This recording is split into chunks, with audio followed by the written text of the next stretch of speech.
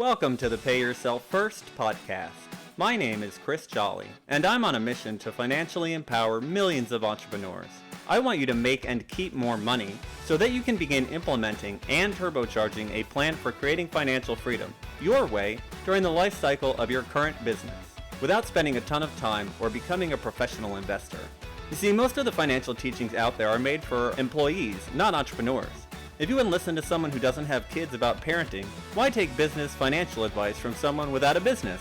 Are you ready to break free of bad advice and follow the trail of other uncommon entrepreneurs so you can get from where you are now to the lifestyle you were aiming to create when you started your business? Then stick around. Here comes another episode of Pay Yourself First, where the only investment we offer is the one you make in yourself.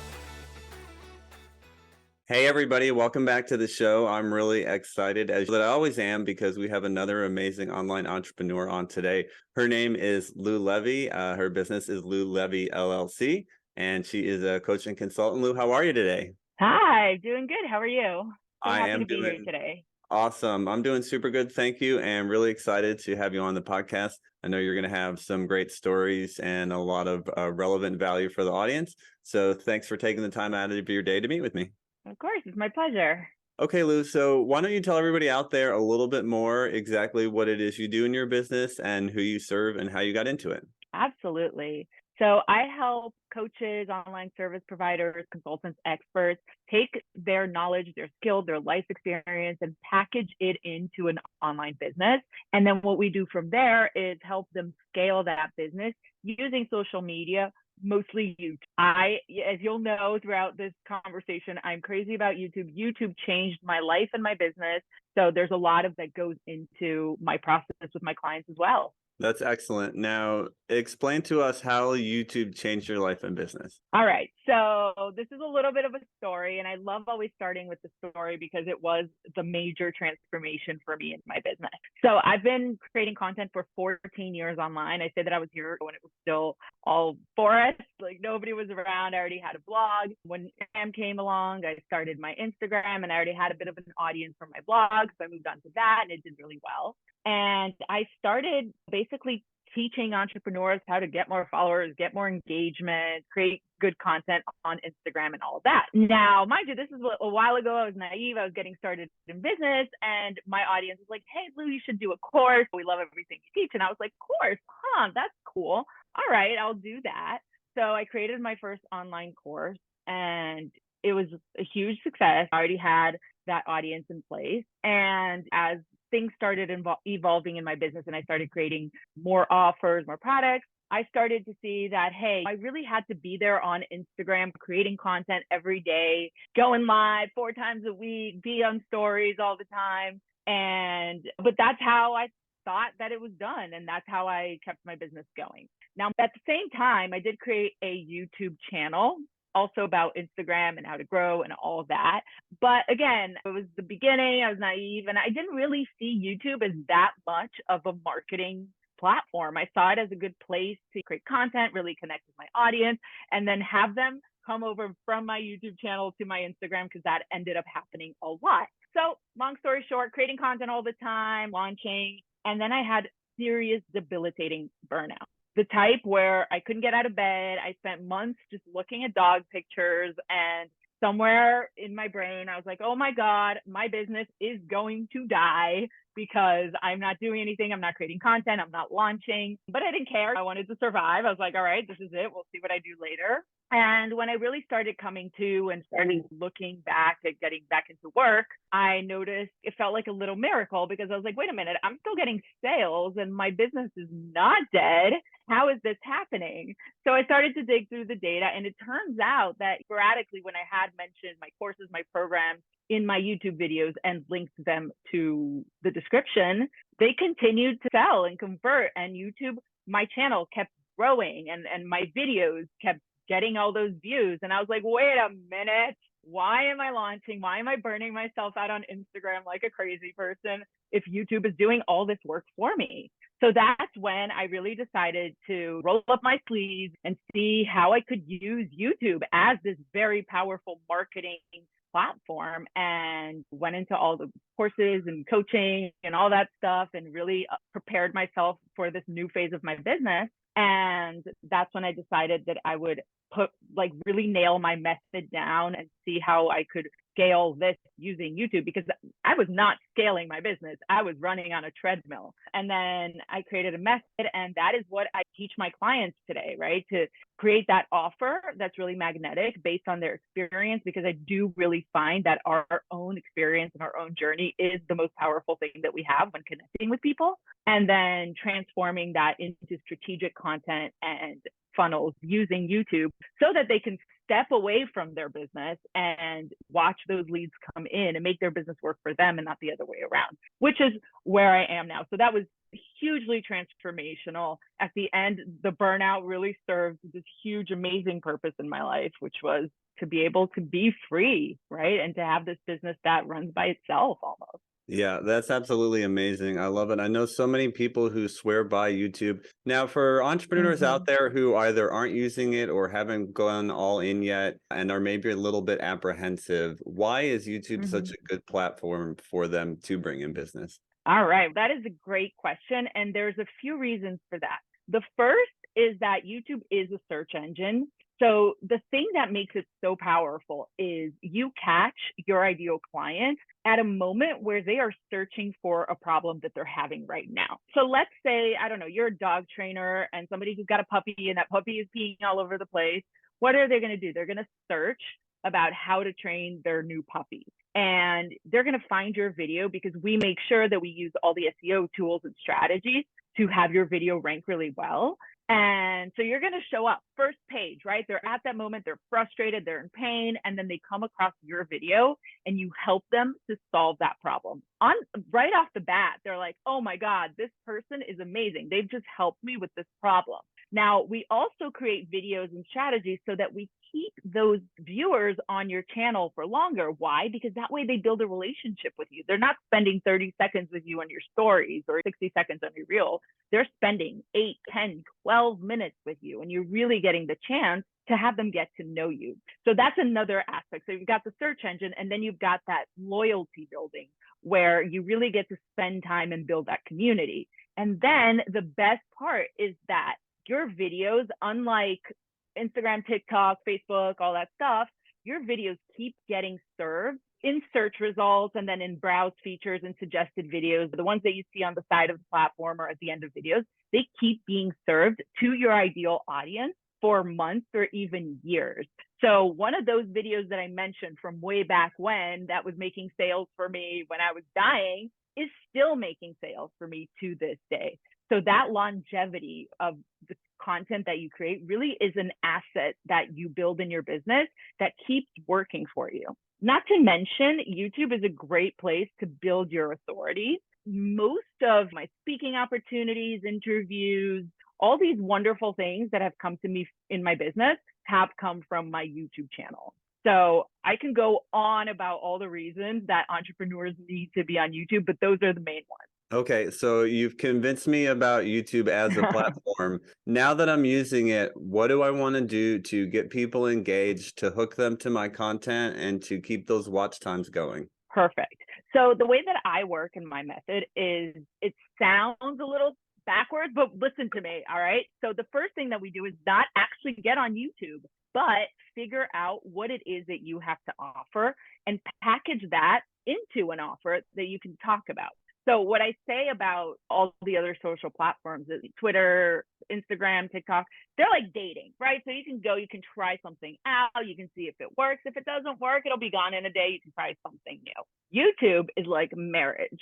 So when we get to YouTube, I want you to really know who you're serving, what their pains, their frustrations, and their desires are, so that you can create content that's super tailored to their needs, and you can bring them into your funnel so that you can get those offers in their minds, right? And they can really be like, oh my God, Lou is reading my brain. Like, she knows exactly what I need. That's the kind of effect that we want to have. So what we do first is figure out who your audience is. We go through this whole process of speaking to people who are your ideal clients to really nail it. What are the words that they use when describing their problems and their frustrations, right? What is it that really keeps them up at night? And then we craft that offer, and then we build those funnels, and we do all that. We get all that in place, and then we go to YouTube because we already have that messaging super nailed down. We already have that content strategy looking really good so that we know these are the kinds of videos that your ideal client will want to watch. And we'll know exactly what calls to action to place at the end of which videos so that they're getting into your funnel at the right place, right? So if you have a really top of the funnel video, we don't want to send them straight to your sales page. We want to get them on your mailing list. We do have videos where we know that the ideal client has already been through that journey where they've seen your top of the funnel, they've seen your middle, and somehow they got to this very specific, very deep video. Here they're ready to buy. So this is where we insert more of book a call with me or click here to buy. And that's how we know that we're getting the right people at the right moment. Now, on top of that, of course, we already have all this data that we've collected right at the beginning of our work. And then we get to really looking at SEO and what are the keywords that really dig into data specific SEO strategies. And then we implement that in your videos. And we work with different types of videos for different moments in the funnel. So it's a whole thing, but it sounds like it's more complicated than it really is, because once you figure it out, then it really just starts feeling like nature. Yeah. Gotcha. Sounds super effective. Now, if my ads aren't converting on YouTube, what is the number one or two things you usually see for why that might be? Okay. So what we usually work with organic content, right? And the thing about YouTube is that usually what works in organic video works really well on ads as well, because it really is about that first moment that you reach that audience. So a few things that you have to look at before anything else is, am I in focus? Is my lighting good? Is my audio good? Because if any of these things are not in place, it doesn't matter how good your hook is, how good your content is, people are going to get right out of there. So that's the first thing. The second thing is hook your audience right away. And you want to make sure that your audience knows that it is them who you're talking about. Hey, are you a coach, consultant, and an expert who's tired of trading your time for money? That's something that somebody might watch right away and be like, yeah, that's me. Let me see what they have to say.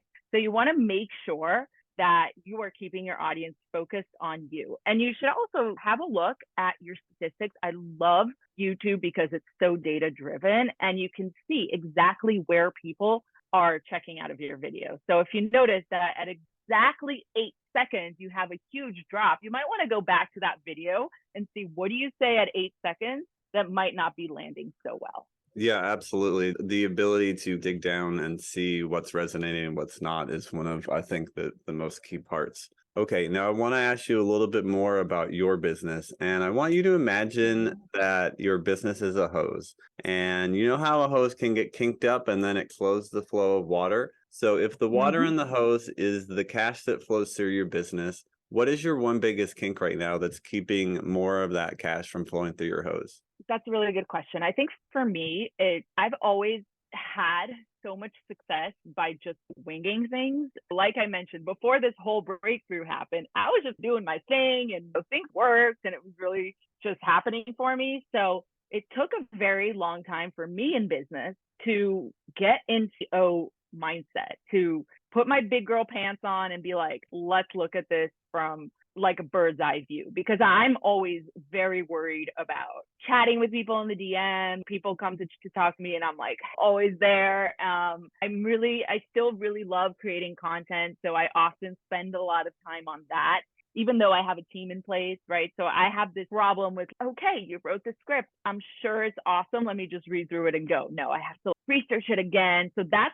for me, the biggest water guzzler in my business is me, for sure. And this is something that I've been trying to work at. Just get things done, get them out into the world and not be my own worst enemy. Gotcha. Yeah, that makes sense. And I know when we start a business, it's real easy to get caught up in the doing and when you're having some success to just keep along. But it's so important also to take that bird's eye view and to figure out what the strategy and the structure behind it is so you can replicate your results. What has been the most useful thing that you've come across in putting that structure into place? And allowing those systems to do the work in your business? I was in a dance class this morning, and one thing that they do is every 3 months they teach new dances, right? And they add that to like new music every week so that you really get the choreography. And I came into the dance room today and I saw on the computer that the Spotify playlist said week 2. So then I started working backwards and like reverse engineering how they probably structured the classes to make sure that everybody's learning the dances. And the point is that I find that I really need to reverse engineer things because I have a really hard time starting from where I am now, right? So I have had a lot of help from somebody who's an expert with automations and systems and all that. Because again, like I said, for me, it's all about, I want to serve, I want to create content, I want to connect. And then there is a moment where you just really need to like, wait a minute, this is a business. I need to treat it as a business. So for me, it's being like, okay, what do I want? Where do I want to be? And then really getting people to help me with that. So people who have that system mindset and who really know how to automate everything so that I don't have to onboard a new client every time they come in manually, right? And these are things that I did for a long time. And then YouTube started bringing in so many leads that I was like, wait a minute, I can't, like, it's just physically impossible to do that. Systems are a thing. I didn't create most of my systems in my business. I got help for that because, again, was too busy with the other stuff. And that's been a huge challenge of growing and scaling. All right, I need to do things now that I never thought I would have to. Yep. Yeah. It's always that next level in entrepreneurship and leadership is figuring out, now that I've got something that's making money, how do I grow it and make it consistently bring the output that I want? Thanks so much for that, Lou. Now, I want to ask you, if you can set aside the business for a moment, what is your biggest personal financial goal right now? So my biggest personal financial goal is setting up like all my investing and for everything from my IRA, because I've never had any of this stuff. I've always just made money, put it in a savings account, and I find myself with all this just like cash sitting there that I know is losing value. So it's really been about educating myself about how do I make this money work for me. So everything from like my retirement accounts to stock market to real estate, that's something that I'm really interested in and I'm able to do, but I'm just like, all right, this is scary, but let's do it. Gotcha. So you'd say just becoming more empowered and figuring out what to do with the money that your business is bringing in. Definitely. Yeah, I'm the kind of person who's always been like super scared of debt and just like, super like risk averse when it comes to money. So I just held on to it. And I know that's not smart now that I've been reading more about it, but I'm an immigrant, right? And I come from an old school Latin family. You got to keep money under the mattress. Now, I don't do that literally, but it is how I grew up. So now I'm really just freeing myself from that and understanding that there are better ways to go about really becoming financially free. Yeah, absolutely. Those mindsets that we take on from our family lineage, our culture can be really just so deeply ingrained that we spend most of our life working through them. Now, you brought up financial freedom. I want to ask you, Lou, what that means to you. So let's say you get to the point in your business where you can step away from the day-to-day operations as much as you want to, and all the money you could ever ask for to do all the stuff you want to do and lead the life you want is coming in. What will you do with your time then? Awesome. I love that question because I think about it so much already. So my business is actually designed for me to have a lot of free time and be able to step away from it. So it brings in my leads through YouTube. It's all automated. And then it's a group. I have one offer. It's evergreen. It's a group program. So I basically have one day a week where I have to be there for my business. Now, that doesn't mean that I'm not creating content and doing other things, but that's the reality. Okay, I could realistically only work one day a week, which is awesome. But I do plan on making it even more autopilot as I go. And my life just really so the first thing was move to New York, which I did, right? That was the first thing that I always dreamt about, which I did. And now what I want to do, the more and more that I get to step away from my business, is travel so much. I am a traveler. I have been traveling during building my business, but I want to be able to travel a lot more. And I want to be able to speak more and to just be places where there are women that I can inspire. I think that to me is the most gratifying thing that I'm passionate about. So I want to be around other successful women or other women who want to grow their businesses and, I don't know, hold events and just really bring very inspiring people into the same place. And of course, travel. I think, like, is that a super cliche answer? I bet everybody says travel, but it's just the best thing there is. Everybody does say travel pretty much, but yeah, like you said, why wouldn't you? If you have the money and the time, there's so many great, amazing things to see out there. And then the other thing they always say is what you said, is that they have all these impact goals that they want to contribute towards. So, and Chris, another thing that I think about so much is, again, going back to just like how I grew up. I grew up watching my mom asked my dad for money to go to like the grocery store. She had absolutely no financial freedom. Like, she had, even in the day to day, she didn't have a credit card to do the house stuff. She had to ask my dad for it. And that's the one thing that I decided very early on that I would not want. More than anything, is to depend on nobody but myself to buy me the things I want and go the places that I want. So financially free to me means just living life on my terms and going where I want, doing what I want when I want it. So yeah, that involves traveling and all that stuff. But more than that, it's just about being a woman who's built something for herself and doesn't have to depend on anybody. Perfect. I love that answer. Okay, now tell me, for one initiative you'd really love to get done inside your business by the end of the year. So if you could accomplish anything before December is out, what would that be?